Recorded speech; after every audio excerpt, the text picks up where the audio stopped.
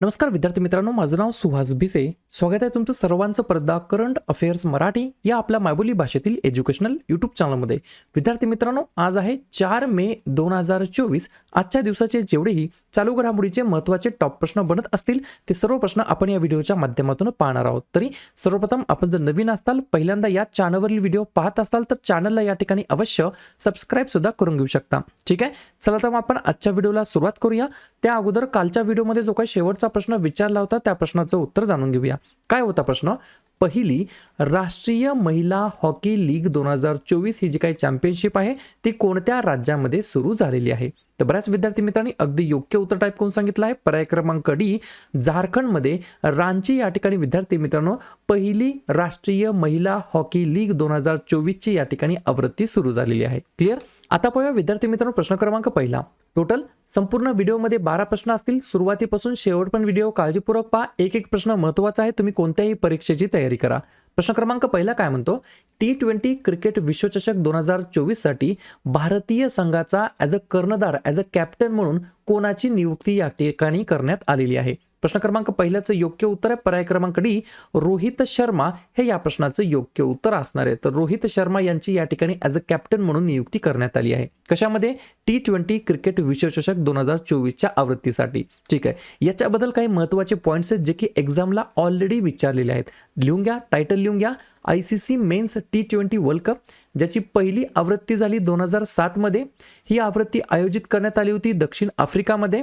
आणि ICC men's T20 world कपची पहिली आवृत्तीचं या ठिकाणी विजेतेपद पटकावलेलं आहे आपल्या प्यारा भारताने. त्याच्यानंतर लेटेस्ट 8व्या क्रमांकाची आवृत्ती झाली 2022 मध्ये, ऑस्ट्रेलियामध्ये आयोजित करण्यात आली. त्याच्यामध्ये इंग्लंड हा या ठिकाणी विजेता ठरलेला आहे. त्याच्यानंतर 9वी आवृत्ती 2024 मध्ये होत आहे. वेस्ट इंडिज आणि संयुक्त राष्ट्र या ठिकाणी ही आयोजित करण्यात आलेली आहे. आणि याच्या अगोदर जर तुम्हाला असं विचारलं आतापर्यंत जेवढ्याही या ठिकाणी 9 आवृत्त्या झालेल्या आहेत त्याच्यामध्ये भारतामध्ये कोणती आणि कितवी आवृत्ती या ठिकाणी आयोजित करण्यात आली होती? तर 2016 मध्ये आयोजित करण्यात आली होती. 6वी आवृत्ती आयोजित करण्यात आली होती आपल्या भारतामध्ये आणि त्याच्यामध्ये विजेता या ठिकाणी ठरला होता वेस्ट इंडिजचा संघ. जर तुम्हाला असं विचारलं आतापर्यंत सर्वाधिक वेळा ICC men's T20 world cup कोणी जिंकलेला आहे? तर इंग्लंडने जिंकला आहे 2 वेळेस, 2010 आणि 2022 ला. त्याच्यानंतर 2 नंबरला आहे वेस्ट इंडिज, 2 वेळेस पटकावलेला आहे 2012 आणि 2016. आणि भारताने एकच वेळेस या ठिकाणी विजेतेपद जिंकलेला आहे 2007 ला. या गोष्टी तुम्हाला महत्त्वाच्या आहेत परीक्षेच्या दृष्टिकोनातून. पुढचा प्रश्न, प्रश्न क्रमांक दुसरा. DRDO या आपल्या संस्थेने SMART, पहा या ठिकाणी मी लिहून दाखवतो, SMART स्मार्ट नावाचं मिसाईलची जी काही टेस्टिंग आहे, चाचणी आहे, कोणत्या ठिकाणावरून यशस्वीपणे चाचणी घेतलेली आहे? 2 नंबरच्या प्रश्नाचं योग्य उत्तर आहे पर्याय क्रमांक सी, ओडिसा हे या प्रश्नाचं योग्य उत्तर असणार आहे. नेहमी लक्षात ठेवायचं, ओडिसा म्हटलं की काय लक्षात ठेवायचं? डॉक्टर APJ अब्दुल कलाम या बेटावरून ही या ठिकाणी ही टेस्टिंग घेण्यात आलेली आहे. याच्यामध्ये तुम्हाला काय विचारलं जाऊ शकेल? हे जे काही मिसाईल आहे स्मार्ट नावाचं, याच्यामध्ये स्मार्टचा फुल फॉर्म काय आहे? तर लिहून घ्या, supersonic missile assisted release of torpedo system missile, अशा प्रकारचा याचा काय आहे? फुल फॉर्म आहे. आणि याची जी काय मारक क्षमता आहे, कॅपॅसिटी आहे ती किती आहे? तर 643 किलोमीटर एवढी याची काय आहे? मारक क्षमता आहे. या गोष्टी तुम्हाला बिलकुल विसरायच्या नाहीत. ठीक आहे, कोणी चाचणी घेतली? DRDOने. कोठे घेतली? ओडिसामध्ये. या ठिकाणी ओडिसामध्ये कोठे? डॉक्टर APJ अब्दुल कलाम बेटावरती. ठीक आहे, DRDO बद्दल लगेच आपण चर्चा करूया. फुल फॉर्म आहे defence research and development organisation. मराठीमध्ये म्हणता येईल संरक्षण संशोधन आणि विकास संस्था, ज्याची स्थापना 1958 ला झाली. मुख्यालय आहे नवी दिल्ली या ठिकाणी. अध्यक्ष आहे डॉक्टर समीर V कामत आणि याला जबाबदार मंत्रालय असतं संरक्षण मंत्रालय, डिफेन्स मिनिस्ट्री. आणि त्याचे जे काही वर्तमानमधील या ठिकाणी रक्षा मंत्री आहेत त्यांचं नाव आहे राजनाथ सिंग. पाहूया पुढचा प्रश्न, प्रश्न क्रमांक तिसरा.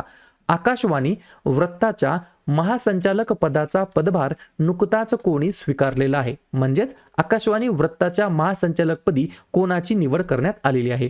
3 नंबरच्या प्रश्नाचं योग्य उत्तर आहे पर्याय क्रमांक बी, मौसमी चक्रवर्ती असं त्यांचं नाव आहे. काय नाव आहे? मौसमी चक्रवर्ती असं त्यांचं नाव आहे. त्यांना या ठिकाणी आकाशवाणी वृत्तामध्ये महासंचालकपदी त्यांची नियुक्ती करण्यात आली आहे. प्रश्न कशा संदर्भात आहे? महत्त्वाच्या नियुक्तीबद्दल. तर लगेच नवनवीन नियुक्त्यांवरती आपण चर्चा करूया. जसं की विशेष संरक्षण गटाचे महानिरीक्षक पदी नियुक्त या ठिकाणी करण्यात आले आहेत लवकुमार. भारतातील ब्रिटनची पहिली महिला उच्चायुक्त बनल्या आहेत लिंडी कॅमेरून. आंतरराष्ट्रीय नार्कोटिक्स कंट्रोल बोर्डाचे सदस्य बनले आहेत जगदीश पावडिया. पोस्ट विभागामध्ये सचिव बनलेले आहेत वंदिता कौल. इंटेलिजन्स ब्युरोचे विशेष संचालक बनले आहेत सपना तिवारी. भारतीय लस उत्पादक असोसिएशनचे अध्यक्ष बनले आहेत कृष्ण इला. नौदल प्रमुख बनले आहेत दिनेश कुमार त्रिपाठी. नौदल उपप्रमुख बनले आहेत कृष्णा स्वामीनाथन. आणि आकाशवाणी वृत्ताचे महासंचालक बनले आहेत मौसमी चक्रवर्ती असं त्यांचं नाव आहे. पुढचा प्रश्न, प्रश्न क्रमांक 4. खालीलपैकी कोणाला FIDE आंतरराष्ट्रीय बुद्धिबळ महासंघाने अधिकृतपणे ऑफिशियली ग्रँड मास्टरची पदवी या ठिकाणी प्रदान केलेली आहे? 4थ्या नंबरच्या प्रश्नाचं योग्य उत्तर आहे पर्याय क्रमांक ए. आपले या ठिकाणी रमेश बाबू प्रज्ञानंद तुम्हाला आठवतात, तर त्यांची ही बहीण आहे या ठिकाणी वैशाली रमेश बाबू असं त्यांचं नाव आहे. योग्य या ठिकाणी उत्तर असणारे पर्याय क्रमांक ए. 3-4 पॉईंट लिहून घ्या. यानंतर आता वर्तमानमध्ये कोनेरू हम्पी आणि हरिका द्रोणवल्ली यांच्यासोबत तिसरी भारतीय महिला ग्रँडमास्टर बनलेली आहे वैशाली रमेश बाबू, ज्यांना या पदवीने सन्मानित करण्यात आलेला आहे. तुम्हाला लक्षात यायला पाहिजे या ठिकाणी वैशाली रमेश बाबू आणि त्यांचा भाऊ रमेश बाबू प्रज्ञानंदा जगातील पहिली ग्रँडमास्टर भाऊ बहिणीची ही या ठिकाणी जोडी बनलेली आहे. वैशाली रमेश बाबू ऑलरेडी कितव्या क्रमांकाच्या भारतीय ग्रँडमास्टर आहेत? तर 84 क्रमांकाच्या. आणि जानेवारीमध्ये त्यांना अर्जुन पुरस्काराने सुद्धा सन्मानित करण्यात आलं होतं. या सर्व गोष्टी कोणत्या खेळाशी संबंधित आहेत? तर बुद्धिबळ. तर बुद्धिबळाबद्दल काही ठराविक गोष्टीवरती एक्झाममध्ये परत प्रश्न विचारले जातात. जसं की लिहून घ्या, जागतिक बुद्धिबळ दिवस दरवर्षी साजरा करण्यात येतो 20 जुलैला. पहिला पुरुष ग्रँडमास्टर बनलेले होते विश्वनाथन आनंद, जे की तमिळनाडू राज्याला बिलॉंग करतात. आणि पहिल्या महिला ग्रँडमास्टर बनल्या आहेत S विजयलक्ष्मी, या सुद्धा या ठिकाणी तमिळनाडू राज्याला बिलॉंग करतात. जर तुम्हाला असं विचारलं सर्वात तरुण ग्रँडमास्टर कोण आहेत? तर डी गुकेश तमिळनाडूचे आहेत. आणि 84 क्रमांकाच्या ग्रँडमास्टर कोण आहेत? वैशाली रमेश बाबू, या सुद्धा तमिळनाडूच्या आहेत. जर तुम्हाला असं विचारलं जागतिक बुद्धिबळ स्पर्धा 2023 कुठे आयोजित करण्यात आली होती? तर अझरबैजान मधील बाकू या ठिकाणी. त्याच्यामध्ये विजेता कोण ठरलं? तर मॅग्नस कार्लसन. आणि उपविजेता कोण ठरलं? तर रमेश बाबू प्रज्ञानंदा. त्याच्यानंतर जर तुम्हाला असं विचारलं भारतातील पहिली बुद्धिबळ अकादमी कुठे सुरू करण्यात आली? तर भुवनेश्वर ओडिसा या ठिकाणी. 44वे बुद्धिबळ ऑलिम्पियाड कुठे भरवण्यात आलं? चेन्नईमध्ये 2022ला. आणि 45वा 2024 मध्ये बुडापेस्ट हंगरी या ठिकाणी. आणि जर तुम्हाला असं विचारलं अंडर-20 जागतिक कनिष्ठ जलद बुद्धिबळ चॅम्पियन कोण बनलाय? तर रौनक साधवानी असं त्यांचं नाव आहे. अजून एक प्रश्न विचारले जातात, हे जे काय बुद्धिबळाचं या ठिकाणी पट असतो त्याच्यामध्ये तुम्हाला एकूण चौरस किती आहेत असं विचारलं जातं. लगेच मुलं काय करतात, 8 × 8 म्हणजे 8 × 8 64 आहेत. हे चुकीचं आहे. लिहून घ्या, 8 ओळी आणि 8 स्तंभांच्या या चार्टमध्ये या ठिकाणी बुद्धिबळ मंडळामध्ये एकूण 204 चौरस आहेत. त्याच्यानंतर जर तुम्हाला असं विचारलं राजीव गांधी खेलरत्न पुरस्काराची पहिली व्यक्ती या ठिकाणी प्राप्त कोणत्या व्यक्तींना झाला होता हा पुरस्कार? तर विश्वनाथन आनंद यांना 1991-92 मध्ये. याला या ठिकाणी मेजर ध्यानचंद खेलरत्न पुरस्काराने या ठिकाणी नवीन नाव देण्यात आलं. आणि हे जे काही पुरस्काराची रक्कम होती त्याच्यामध्ये 7.5 लाखाची 25 लाख या ठिकाणी वाढवून करण्यात आली आहे. आणि जर तुम्हाला लेटेस्ट विचारलं 2022 मध्ये मेजर ध्यानचंद खेलरत्न पुरस्कार कोणाला देण्यात आला? तर अचंता शरद कमल. आणि अचंता शरद कमल या टेबल टेनिस या खेळाशी संबंधित आहेत. एवढी सगळी माहिती मी तुम्हाला देण्याचा प्रयत्न करत असतो. या ठिकाणी जर कंटेंट आवडत असेल तर नक्कीच दररोजच्या दररोज व्हिडिओला लाईक करत चला. पुढचा प्रश्न, प्रश्न क्रमांक 5. BWF वर्ल्ड ज्युनियर चॅम्पियनशिप 2025 कोठे आयोजित केली जाणार आहे? 5व्या नंबरच्या प्रश्नाचं योग्य उत्तर आहे पर्याय क्रमांक डी, गुवाहाटी या ठिकाणी. विद्यार्थी मित्रांनो, BWF वर्ल्ड ज्युनियर चॅम्पियनशिप 2025 आयोजित केली जाणार आहे. याच्यामध्ये 3-4 पॉईंट्स ते लिहून घ्या. जगातील पहिले बॅडमिंटन वर्ल्ड फेडरेशन 2008 मध्ये पुण्यामध्ये या ठिकाणी आयोजन करण्यात आलं होतं. बॅडमिंटन वर्ल्ड फेडरेशनने जाहीर केले आहे की थॉमस आणि उबेर कप 2026 मध्ये डेन्मार्कमध्ये या ठिकाणी आयोजित होणार आहेत. बॅडमिंटन जागतिक महासंघ, ज्याला या ठिकाणी मराठीमध्ये असं म्हणता येईल, ज्याची स्थापना 1934 मध्ये या ठिकाणी झाली. मलेशियामध्ये हेडक्वार्टर आहे आणि त्याचे अध्यक्ष आहेत पौल एरिक होयर लार्सन असं त्यांचं नाव आहे. प्रश्न कशा संदर्भात आहे? BWF वर्ल्ड ज्युनियर चॅम्पियनशिप 2025 कोठे होणार आहे? गुवाहाटी या ठिकाणी. पुढचा प्रश्न, प्रश्न क्रमांक 6. भारताने 2025 ते 2030 पर्यंत कोणत्या देशाच्या नागरी सेवा कर्मचाऱ्यांना ट्रेनिंग प्रशिक्षण देण्यासाठी या ठिकाणी अप्रुव्हल पास केलेलं आहे. 6व्या नंबरच्या प्रश्नाचं योग्य उत्तर आहे पर्याय क्रमांक सी बांगलादेश हे या प्रश्नाचं योग्य उत्तर असणार आहे. तर 2025 ते 2030 पर्यंत 1500 बांगलादेशी अधिकाऱ्यांना या ठिकाणी प्रशिक्षण देण्याचं मान्य केलेलं आहे भारत सरकारने. ठीक आहे.